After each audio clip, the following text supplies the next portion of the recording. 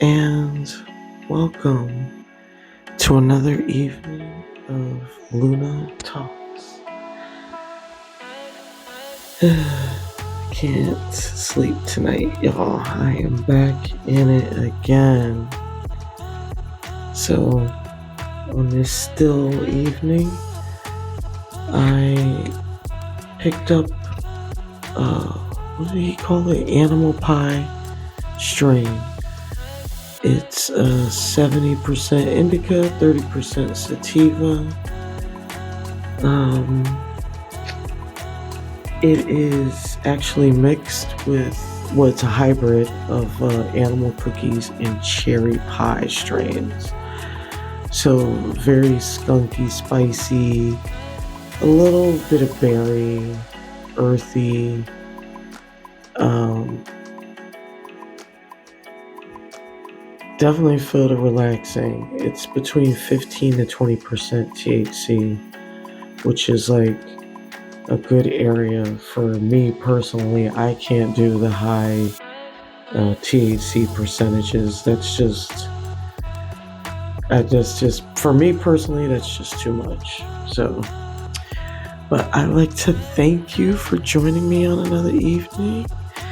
And tonight we're gonna get into a little story time.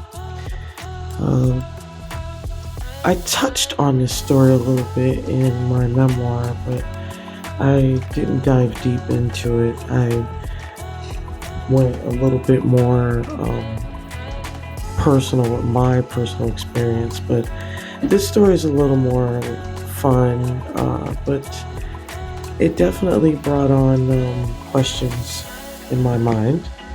So this had to have been 1998, definitely late summer. I want to say late July, early August. And all I remember is that the humidity was so thick in New Orleans. It just, oh my goodness, I felt like I was constantly choking. It was so thick. And a relative of mine, or I should say my friend and I, we went together. And I had been one time prior, but she'd never been before. So this time we went together and decided to make it like, a girls' trip, like a fun thing, a few days there, it was fun. So get there the first night. There's a cute little bed and breakfast off St. Charles Avenue.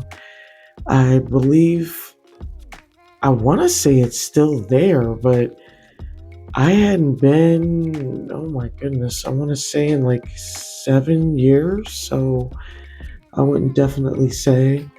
And to be honest, I was too lazy to research. But yeah, I wouldn't be surprised if it's still there though, because that place, from my understanding, the building has been there since the late 1800s. Now, the bed and breakfast was there. Well, it changed various names, but the bed and breakfast concept had been going on there, from my understanding, since as early as 1920. So, and it was an area where a lot of like entertainers and travelers, things like that, passed through. And same thing with people of color, or back then, colored folk. So the place has, a little bit of history. And then I also discovered later on that it was pretty close to the projects where Lil Wayne supposedly grew up. So, very eclectic neighborhood. But anyway, friend and I went out that first night, did the girl thing, got dressed up. Let's go to the French Quarter. Let's go have a few drinks. Let's have some fun, hang out. It's a hot, late summer night. Why not? So we what we used to call them back then, a disco nap. We took our disco nap, had a little dinner, and no, we didn't have that much dinner. We had snacks. I remember that because we ate as soon as we got to the French Quarter. So before jumping on the trolley, we go to some, it's like a daiquiri shack on St. Charles. I don't think it's there any longer. But it was some kind of daiquiri shack. And we stopped in there. And that's one of the most lovely things about New Orleans. You can stop and get snacks and drinks and hors d'oeuvres and, anything you'd like along the way, along the beaten path. So that's the one thing that I always appreciated about New Orleans. So we get a little frozen daiquiri for the road, the trolley ride. And I'll never forget my friend and I, cousin, we're standing in there and a guy comes in, walks in, sweating profusely. And he just came from a jog. I'm thinking to myself, he's actually jogging in this weather? Like, I'm telling y'all, that air was so thick. I want to say it was definitely over 95 degrees. Like, it was just really, really hot. Like, you walk a block down the street and we were sweating profusely, with minimal effort. It was that level of hot. So this guy walks in, he had on a jogger suit, sweating, and he orders a daiquiri with an extra shot of liquor. And I'm like, wow. I've never had the inclination to want to do that, to work out and then have a stiff alcoholic beverage right after. But anyway, so we make it down to the French Quarter. We grab a little pizza and more snacks and another drink. And more people are starting to trickle out because by this time it's probably like 9 o'clock. It wasn't even late. Like, I don't even think it was 10 yet. So we're down there. We're kind of like people watching and trying to eat at the same time. And then after we finish eating, we walk down the street to what is that bar? Le Café, what is it? Le Fête d'Exile, which is, if anybody knows that area, it's like there's a few little restaurants and bars that carry the Le Lafayette name. But this one is a little bit more on the outskirts of the quarter. And it is, it was a gay bar. I don't know if it still is, but every time I've gone, it's a gay bar. So we end up down there at that bar. Really cool. That's what did us in, because that bar they always have some really cool, like, drink specials. It was always like buy one, get two free. Like, it's the scary kind of potentially get you in trouble kind of drink specials. So we're ordering, we're getting our drinks. We're talking to people. We're hanging out. Her and I are catching up too, laughing, talking. All of a sudden she turns around and she screams, "Ray!" And I'm like, who are you talking to? "Oh my God, this is Ray. This guy was our RA when I was in college." And I was like, oh, wow, okay. And she introduces me, we're all saying hi. Now, I noticed that Ray had someone in tow. And when I say in tow, I mean that in a literal sense.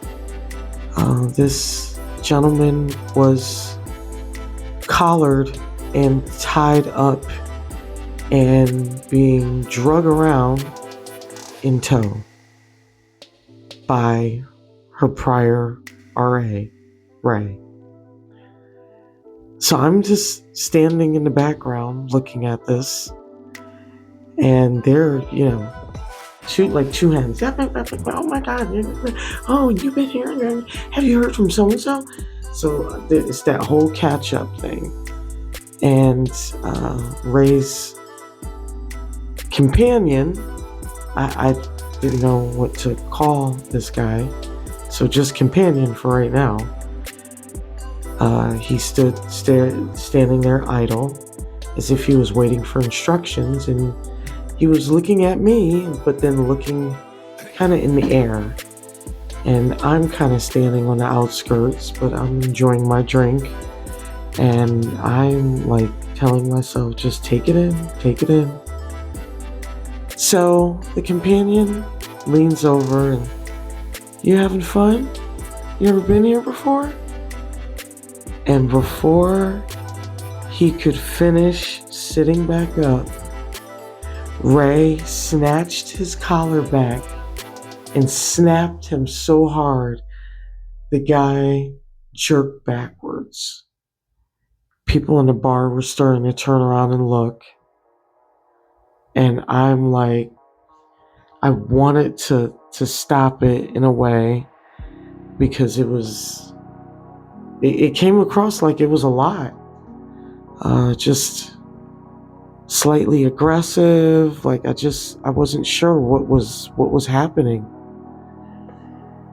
So his companion, he caught his bearings and he just goes into this apology tour. I'm sorry. I was just asking a question. I'm sorry.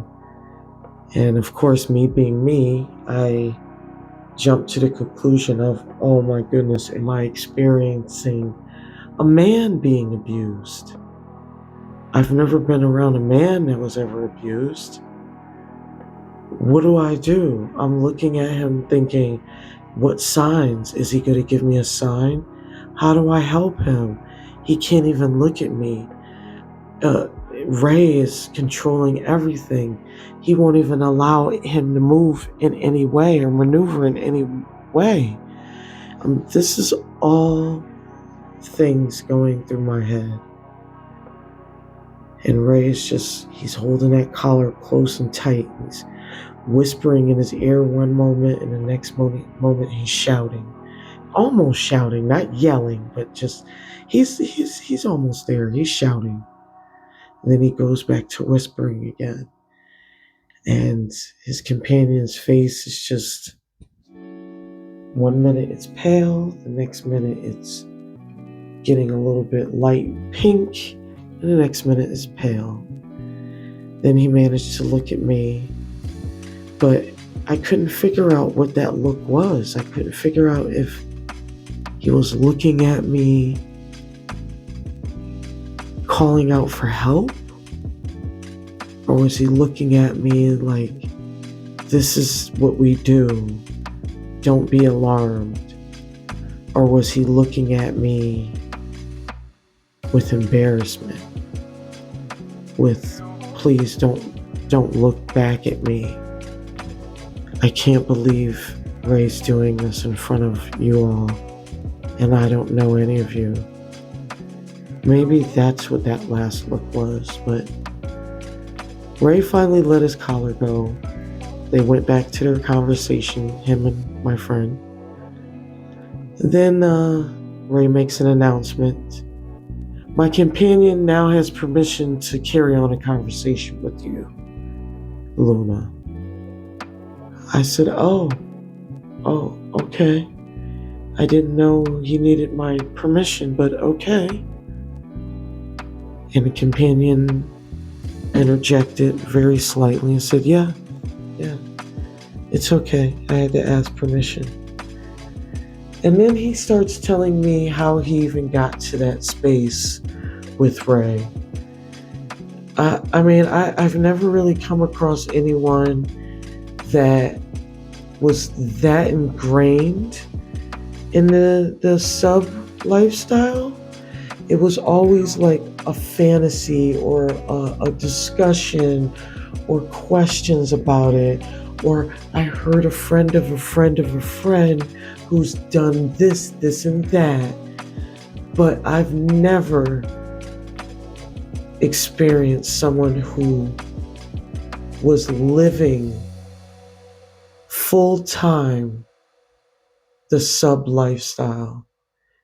This man tells me that he left a wife and 3 children, not because he couldn't stand her or wanted a divorce.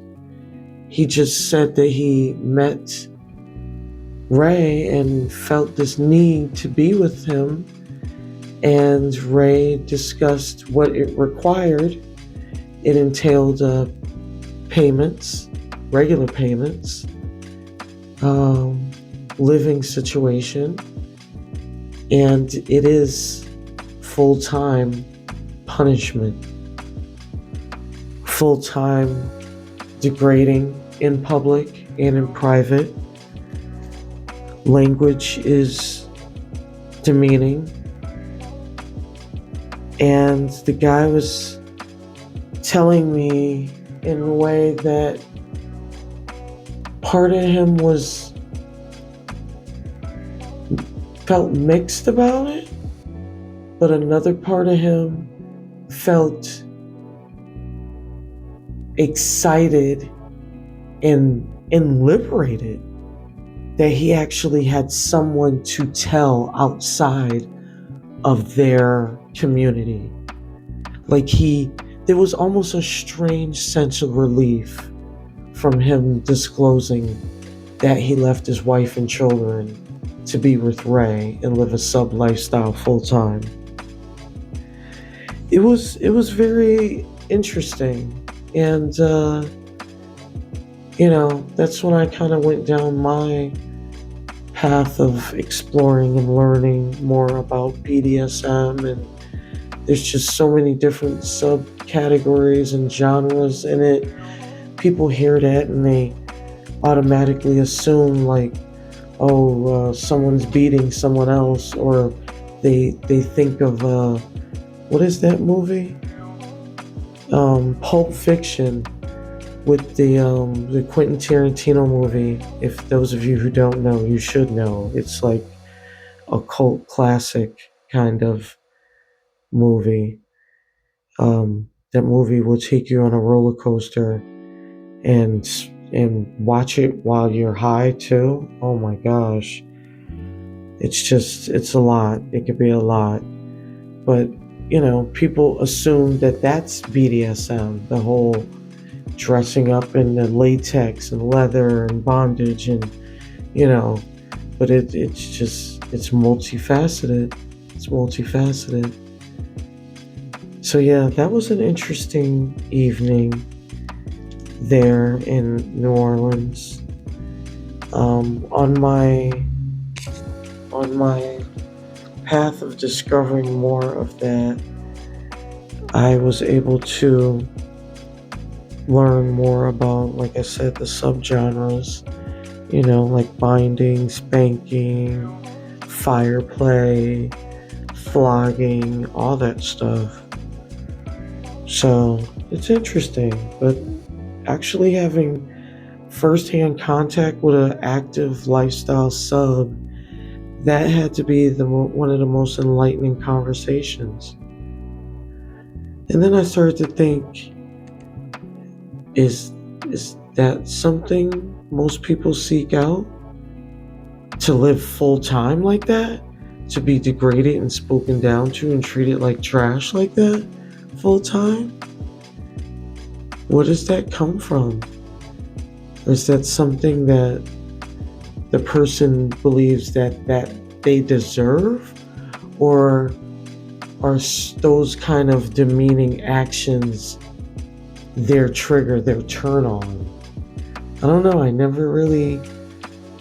People never really want to dive that deep into it.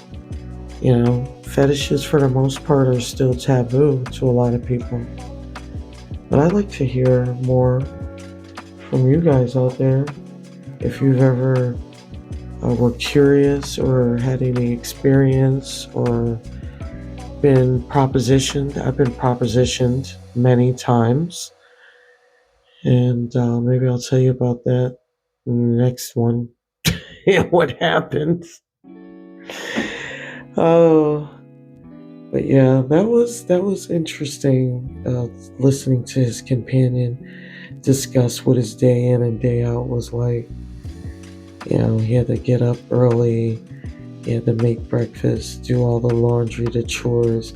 He had to wait on Ray, be his beck and call, be like a maid, be a literal maid for him. Anything he tells him to do, he had to do it. He worked a regular job, but he was still at Ray's beck and call, which I just found such an interesting dynamic.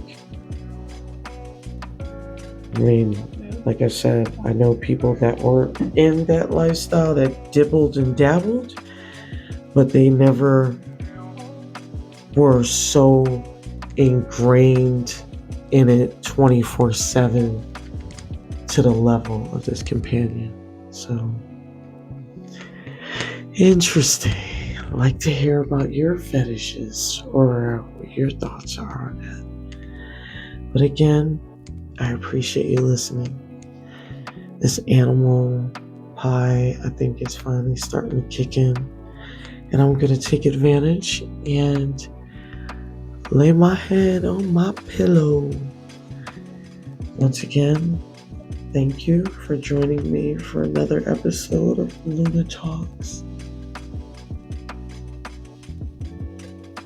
For those still struggling with sleep, again, try the black noise channel or the white noise channel, or orange noise channel. And I wish you all a good night and sound shut-eye.